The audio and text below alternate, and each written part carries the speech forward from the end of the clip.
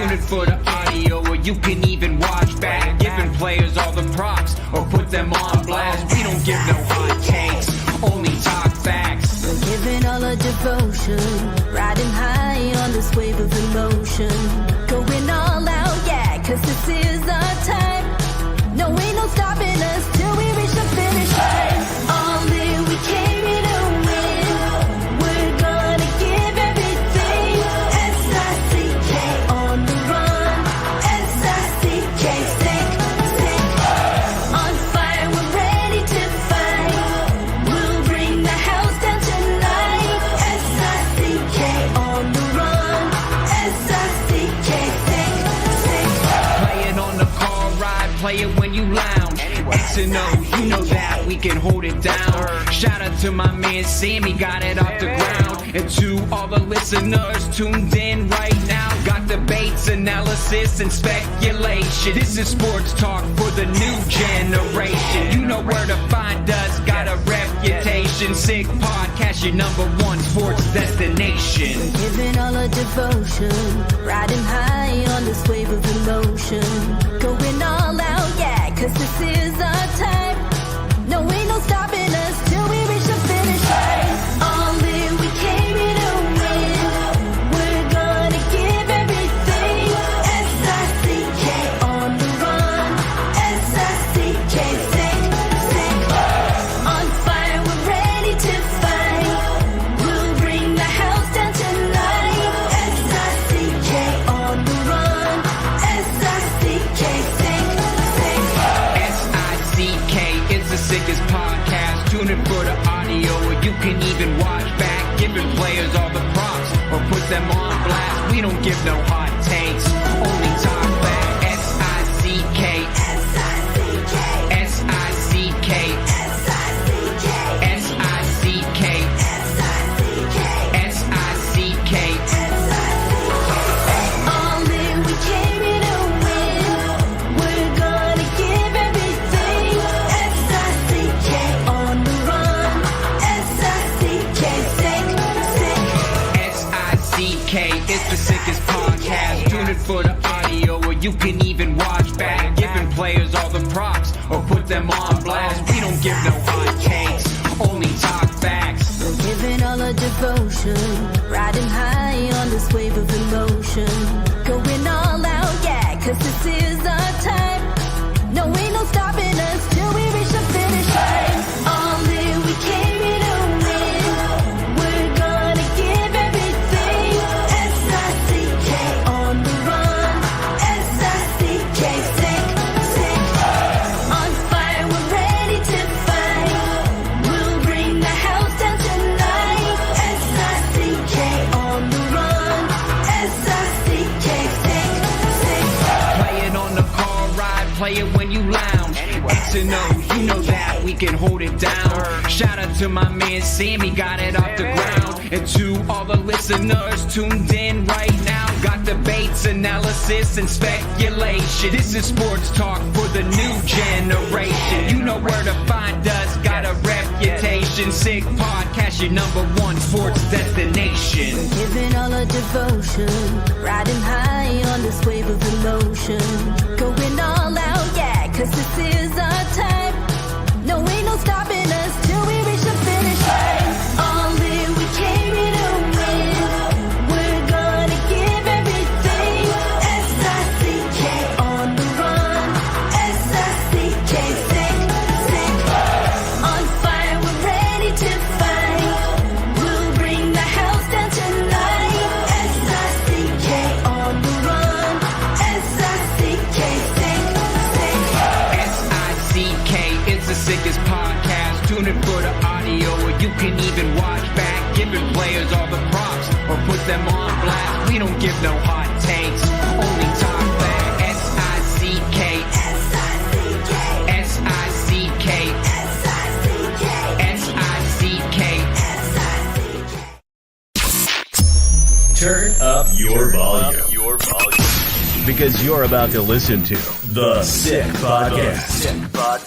With Tony Marinaro. 55 seconds left in the penalty, a minute and 27 seconds left in regulation time. Boston 4, Montreal 3. Lafleur coming out rather gingerly on the right side.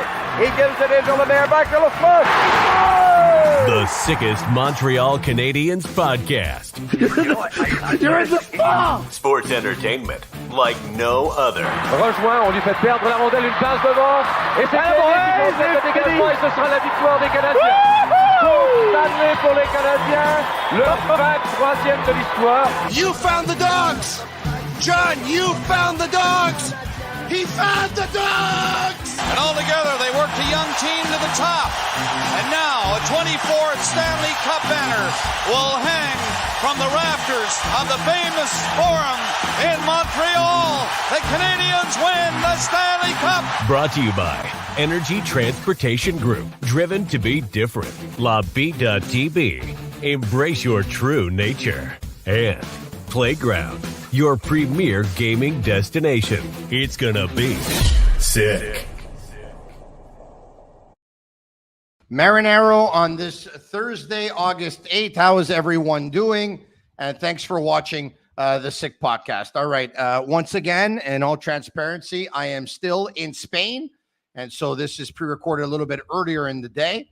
And so thanks for watching on YouTube, Facebook, and on Twitter. It's brought to you in part by the Energy Transportation Group, a leading full-service logistics provider serving all of North America, driven to be different. Also brought to you in part by Bittt Tibi. They launched their new Ultra Lager. It's a refreshing, thirst-quenching beer, perfect for the hot summer days.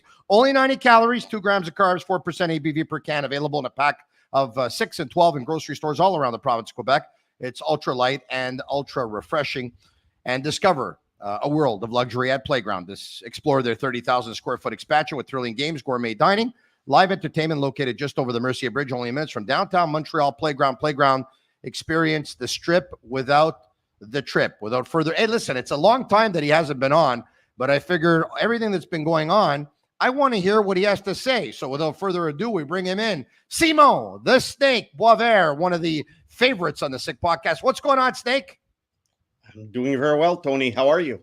Very, very good. Thanks for taking the time. I appreciate it. All right, the Hlinka tournament going on, 3-0 for Canada. What can you tell us about the tournament so far? Well, as expected, Canada's dominating. First of all, they have some very good players, but also we have to understand that the U.S. does not send their top team. They don't send the U.S. NTDP 17 to the tournament. They just send a collection of high school and USHL players. So although they have a good team, they don't have a great team. And I think Sweden has a pretty good team. And it's too bad that Anton Frundell is injured, because he's probably going to be a top 3, top 5 pick in the next draft. And it would have been fun to see him. It was a very close game against Canada yesterday. So we're probably heading for a gold medal game between those two teams on Saturday night. Should be fun. Yeah, on the Recruits Draftcast podcast, I heard, Grant McCagg was talking about that with Shane Gaumont. I think he was saying something like Canada's won 24 times the Hlinka tournament and Russia's won it like 4 times or whatever. Yeah. So Canada sends their best, but USA does not. No. How do you feel about that? I don't understand, because USA has an under-18 team that plays together all year long in the USHL. They go to the U18 tournament in April, and most of these players are going to end up on the junior hockey team, that goes to the World Junior Championships eventually. But for some reason, the Hlinka tournament, no, they don't bother. Maybe they want to give the chance to other players to shine. And at the same time, they don't value the Hlinka tournament as much as the U18 championship. Look, I don't know. I'm just speculating. But it's just too bad. It's also too bad that the Russians aren't there, because, they're always nice. It's always good to see them play, and they're very good competition for Canada. And, it's a pretty reputable tournament, right? And that the scouts are going to be there. What better window and better showcase than the players that are going to be draft eligible? Yeah, because it's not in the World Juniors, right? Yeah.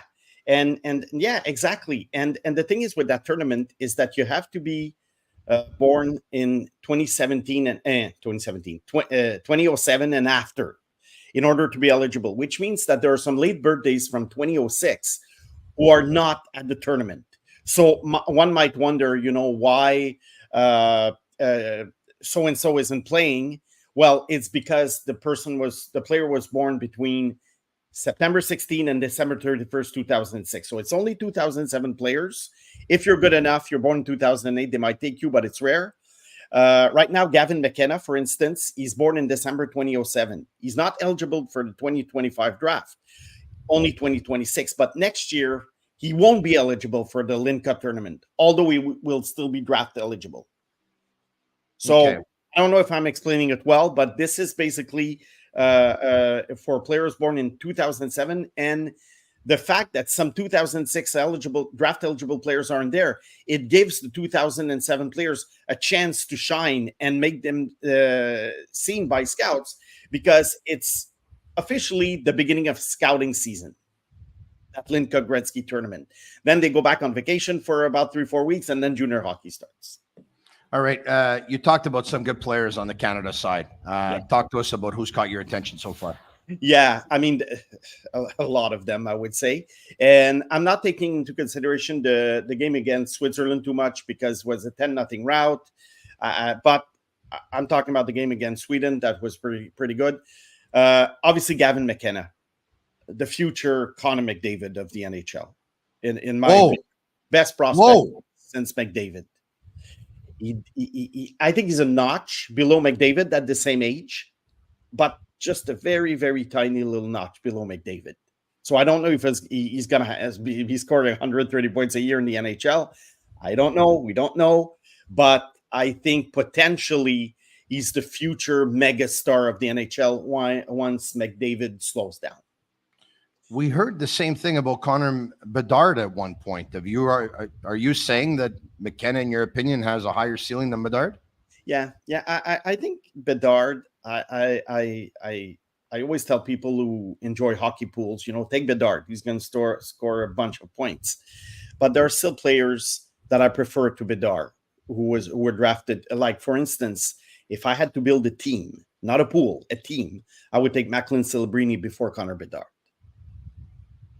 But I love Bedard. I hear you, and it's not the first time. It's not the first time I hear that opinion, because a lot of people compare Macklin Celebrini to Jonathan Toews. They compare him to Patrice Bergeron. They compare him to an upgrade of a Ryan O'Reilly. So a 200-foot player that can help teams win. But you know what? I saw Connor Bedard lead by example by scoring some huge goals and leading Canada World Juniors to a win as well. Yeah, that is true. That is correct. And I'm just saying as a player much younger than everyone else in the tournament. I do agree with you, Tony. I think for the next 15 years, when it's all said and done, I think Bedard will have more points than Celebrini. But I'm just saying that Macklin Celebrini right now, I see him as a 90 to 100-point player eventually, not this year, but eventually, and kind of a Jonathan Toews type of player, maybe even better offensively. And I see San Jose being a Stanley Cup contender, not only because of this guy, but mainly because of this guy. As for Bedard, he could be a 100-point scorer. He could win a Hart Trust Trophy eventually. I like him a lot. He's entertaining. He's fun. He has one of the great shots in the NHL. I'm just saying I prefer Celebrini to build a team around. That's all.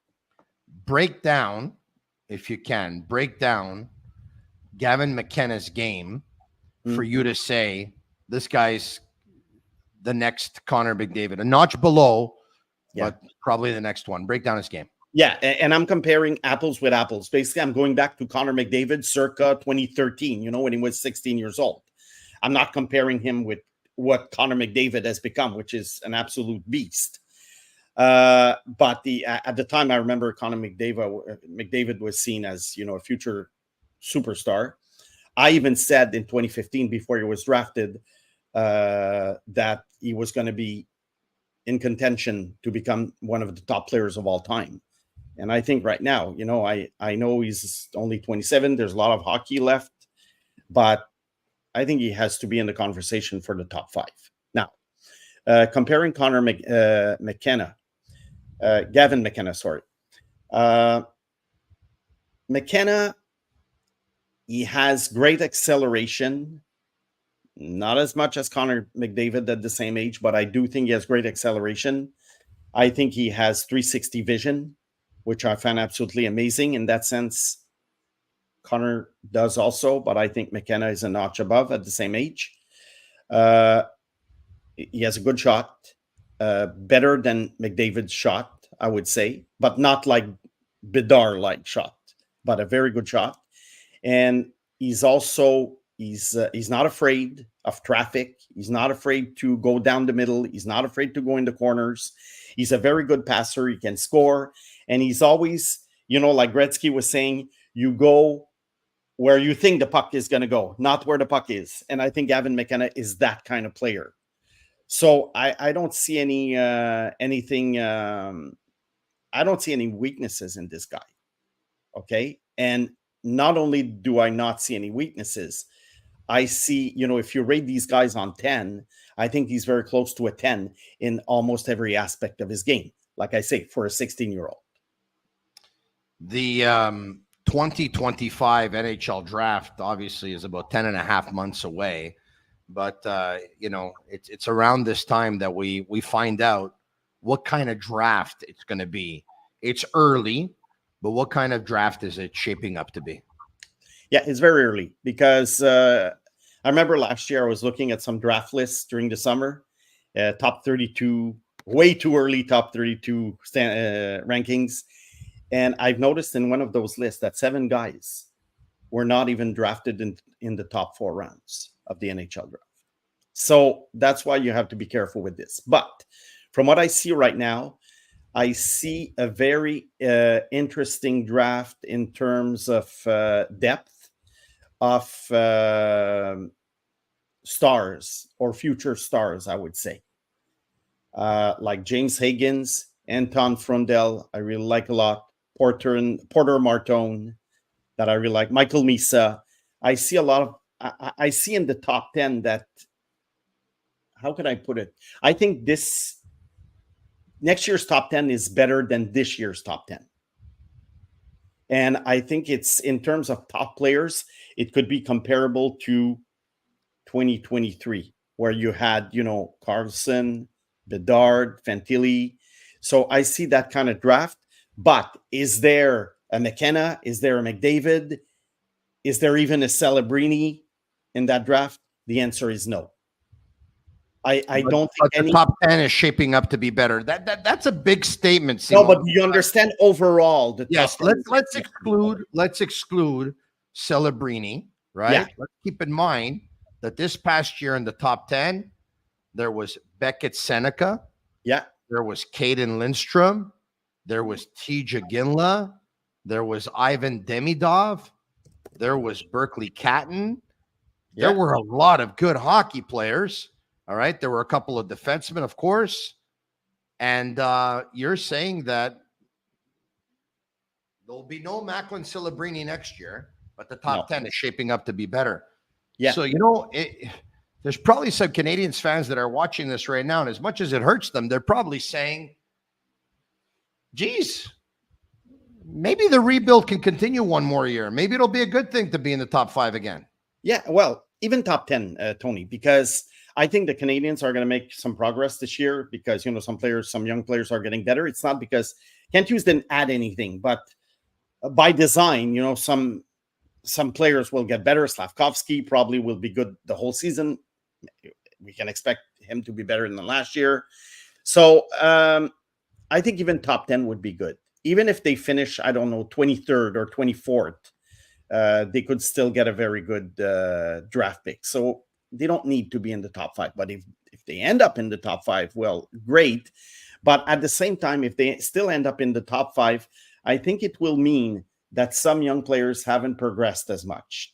So it's kind of a double-edged sword. I like rebuilds. I like finishing in the bottom 5. For any team, that's really the kind of teams that I like to follow are the rebuilding teams. But at some point, I realized that you have to progress. And what I mean by progress is not do what the Red Wings did. The Red Wings, they signed a bunch of veterans. They progressed. They almost made the playoffs. But who cares? They're not going to win the cup. I didn't like that strategy. I didn't like that strategy when it happened, and I don't like it now. It's you're trying to rebuild, and then you're okay. You're going according to plan, and then all of a sudden you decide, let's start adding veterans. Let's start adding David Perron. Let's start adding Patrick Kane. You start adding veterans so that you can what exactly? What are you? Are you pasta? Are you fish? Are you meat? What exactly? You're following a process, and then you're trying to cut corners to take shortcuts. Doesn't work that way. Yeah, and it's not a shortcut like, oh, we're ready to win now. I remember the Blackhawks in 2009, they were ready to win. They signed Marian Hossa and they signed Brian Campbell. Okay, they were ready to win because they had reached the Final Four the year before. But the Red Wings, I mean, they were not anywhere close to winning anything. And now it's like, okay, we got to make the playoffs. So to me, that's not progression. Even though they finished ahead of the Habs in the standings, I think at some point the Habs are going to catch up. And the Red Wings are always going to finish, I think, for the next, I don't know about next year, but I think after this year, for the next 7 to 10 years, the Habs are always going to finish in front of Detroit, my opinion. Because Kent Hughes is following his plan to the T. Yeah. Okay? He doesn't care about all this outside noise that they should sign this free agent or that Finchard or Jonathan Marcesso or whoever name was in the basket. Not that they're bad players, but how does it help the Habs?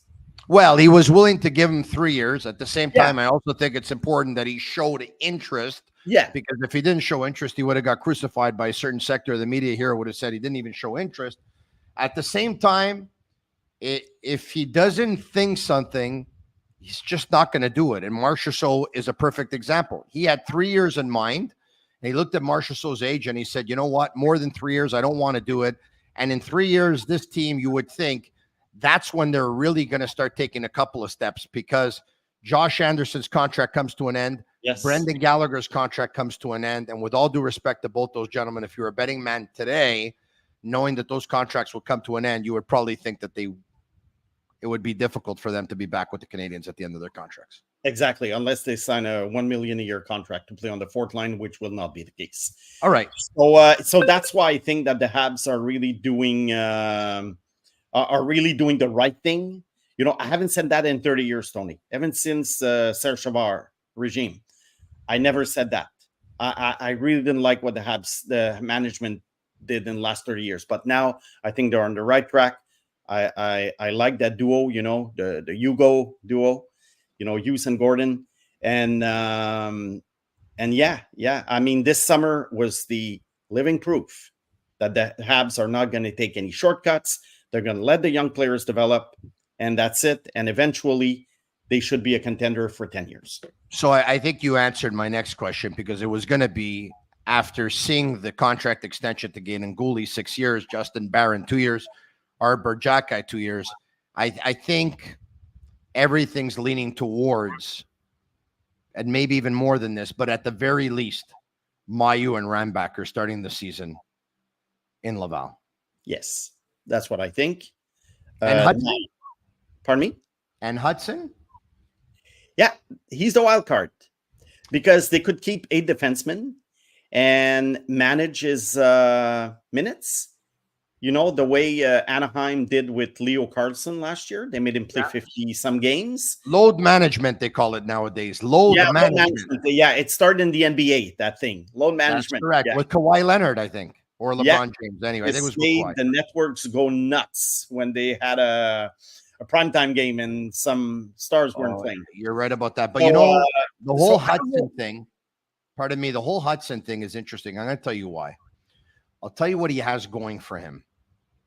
This has been historically, or at least for the last decade or so, maybe more, it's been a bad power play. Yeah. And how do you add offense when you probably don't have all the stars and you probably don't have all the players? You can add it on the power play. If the Canadiens can improve their power play, who knows how many goals they can probably add at the end of the year. One. Number two, when you're an organization that hasn't made the playoffs 3 years in a row, and you might not make it 4 years in a row. I don't know if anyone's betting on the Canadiens to make the playoffs next year. I would think very few people. You want to give the fans something to cheer about. And of course, they're giving them Caulfield, and they're giving them Suzuki, and they're giving them Slafkovsky. But you like to always add something every year. Another reason for them to get excited. Lane Hutson gets people excited. He lifts people from their seats. Mhm. And, he's quickly going to become a fan favorite. We already saw it last year. He played 2 games, but man, there was a buzz that wasn't there before he got there. I agree with you. So now the question is, maybe he could start the season in Montreal, and he could be sheltered on a third pairing and play maybe second unit power play at first, because remember, there's Madison. Madison's still around. No, So- that's a solution, or maybe even a reality. I'll tell you what the question is. Are you ready? Yeah. Would Lane Hutson be more effective with the Rocket or with the Canadiens? Because some players who have a certain level of skill and or IQ may be actually better in the National Hockey League, even if they're below weight, even if they got to put on some weight, even if they got to put on some muscle, even if they're relatively raw, because the players around them think the game the same way and will actually put themselves in a position to score once this guy's got the puck on his stick. And maybe if Hutson plays with the Laval Rocket, maybe his IQ and his skill level is way above everyone else, and he won't be as good as a fit or as effective. I think that's the question. Where will he play his best hockey? Yeah, it's been seen before that some players are better in the NHL than in junior hockey. I mean, all things proportion. But I do agree with you. If I were the Habs, I would start him in Montreal for the reason you mentioned. It's just a matter of managing his minutes. You have to be careful. The guy never played an 82-game season. He's not a big guy either. And smaller guys get tired faster over the course of a season. We've seen this before. They hit the traditional wall. Yeah, they hit the wall. And you don't want the guy to hit the wall. So in order for him not to hit the wall, is that you be careful. You maybe play more home games than away games. Maybe go on the third pairing and gradually incorporate him to the power play. And maybe at the end of the year, he could run the first power play unit. Maybe. It's not impossible, because he's shown in those 2 games he was darn good at it. But like I say, he's a 20-year-old rookie. And the Habs, they have very good at developing these guys so far. They kept Slavkovsky in the NHL, but they sent Mailloux to the AHL, and they might send him again to the AHL this year. So I think they're very good at it. And honestly, I trust them with managing a guy's workload. But Hudson, if I were a betting man, I wouldn't know where he's going to start. I can't read Kent Hughes' mind. Yeah. You said something. You said he's not a big guy, and he's not. And when a player breaks into the National Hockey League at a young age, whether they're a big guy or not, but there's obviously even more of a fear when they're small, is this player going to get crushed? Is he going to get hit? Is he going to get targeted? And I'm wondering, would he get hit more in the National Hockey League than he would the American Hockey League? Because the American Hockey League, if he's that much better than everyone from a skill level perspective, they'll make him a target and he'll get people upset. Same time, the National Hockey League, a lot of people say, Lane Hutson could still improve his skating, and the NHL is the fastest league in the world. You don't have your head up. You don't have your reactions. I don't worry about him that much. I'm going to tell you why. He's like a bigger version of Caulfield playing defense. Mm-hmm. Has Caulfield been hit very hard since he's been in the National Hockey League? No, because he's been undersized his entire life. So his entire life, he knew that he would never be able to get by on his athleticism or his physicality. So he was exercising that muscle, which is called the brain, all the time. So he's taking information and taking pictures on the ice more so than a guy who's 6'2", 6'3". Hudson's the same thing. I mean, you take a look at Lane Hutson highlight videos. How many times have you seen him get crushed? Doesn't happen very often. But they don't play the same position. And Caulfield, plays a perimeter game. It's true. So whereas Hutson, at some point, he's going to have to go in the corner. And who knows what's going to happen with, some of these gorillas out there. Yeah, but he's evasive enough. Maybe he'll be evasive enough. But sometimes, unfortunately, it only takes one hit. I know. He's the type of player, though. That's good for any player. Caden Gooley is a big guy. He's had concussions. You're right. Yeah. But Hudson's the type of player that if you put the puck in his corner, he's taking the information even before he receives the puck. So the second he's receiving the puck, he already knows what he has to do with it. Listen, I could be wrong. I hope I'm not, because you don't want to see anybody get hurt. And you don't, especially when it's a real good player, you want to try and protect them as much as possible. But so for you, 100%, Mailloux and Reinbacher don't start the season in Montreal, and Hudson's a wild card.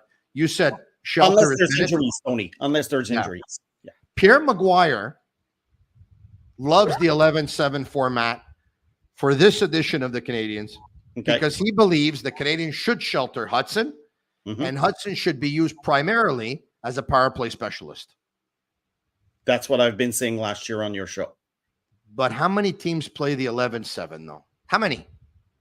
Not many, but why do you have to follow the 12-6 model that everybody follows? You don't. You don't. But you don't. Why can't you do 99% of the time, everyone does, though. Yeah, but the players like it more. They get more in a rhythm, right? Yeah, but you're going to have guys who are going to play 6-7 minutes anyway on the fourth line. So why not take one of those fourth liners, put him in the stands, and put a 7 defenseman? Because, from a coaching perspective, and look, they're the best at what they do, but it's just a lot easier to say line 1, line 2, line 3, line 4, 1, 2, 3, 1, 2, 3, 4, 1, 2, 3, 4, 1, 2, 3, 1, 2, 3, 4.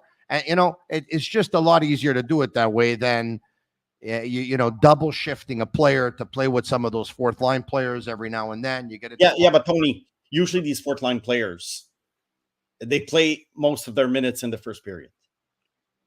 I hear you. And then if the game is tied, or you have a 1-goal lead, or you're down 1 goal, that fourth line disappears. A shout out to Manta Sleep. Use Sick Habs for 10% off on your order. I'm going to tell you what this is, okay? It looks like a blindfold, all right? It's extremely comfortable on the eyes, comfortable around the head, very cushiony. That's why it's comfortable. It's almost adjustable so that you get kind of like a perfect fit. And I was able to get my hands on one, and I loved it. I woke up the next day and I said to my wife, I said, I love this thing. It's the best sleep I've had in a long time. And my wife said, let me try it. I'm having a hard time sleeping. And she tried it and she never gave it back. And I got to get another one. And Manta Sleep is the place to go. And you can use code. I'm waiting to get back from Spain to order one. And you can use code SICKHABS for 10% off. Once again, mantasleep.com. You have to check it out. All right. Okay.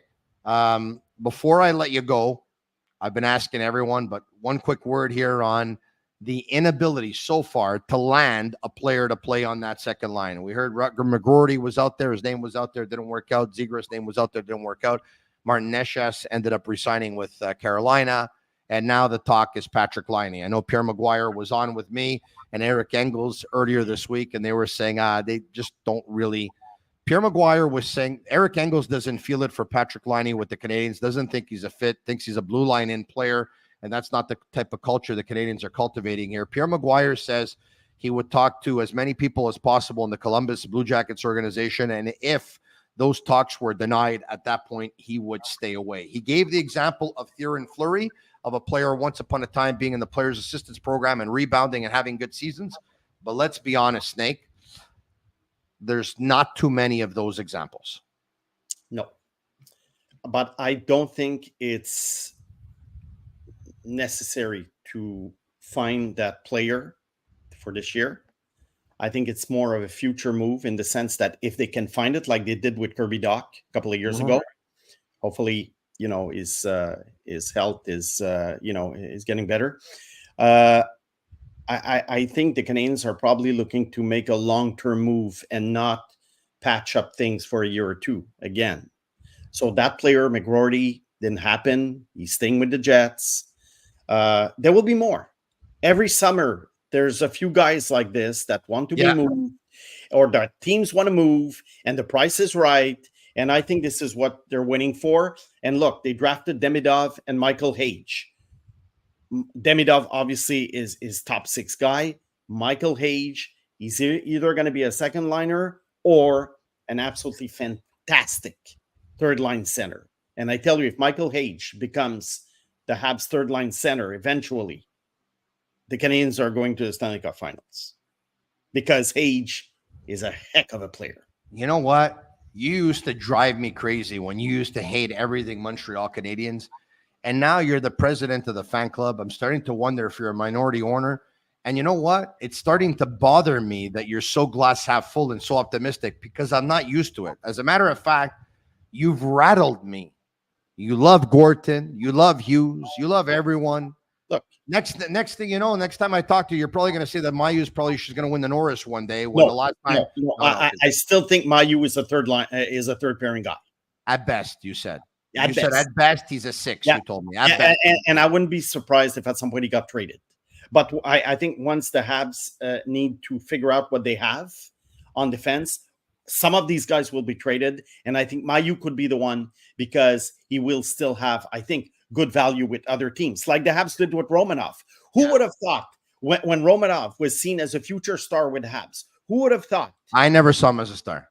No, but there's a lot of people that were the World Junior Championships. Yeah, but he's limited hockey talent. He's known as a hitter first and a hitter second. You know? Yeah, I understand. You, Tony, and I agree. Yes. But I've heard it. Romanov. I even read some Norris Trophy talk about this guy when he was at the World Junior Championships and he was named the top defenseman. And who would have thought that he would be traded 2 years into his career with the Habs? Yeah. Well, okay, it was traded because, you know what? The Habs preferred having the 13th pick, which gave them Kirby Dach. So I think I see with Mailloux the same kind of thing happening than what happened with Romanov. It's just a guess. Yeah. It's just a guess.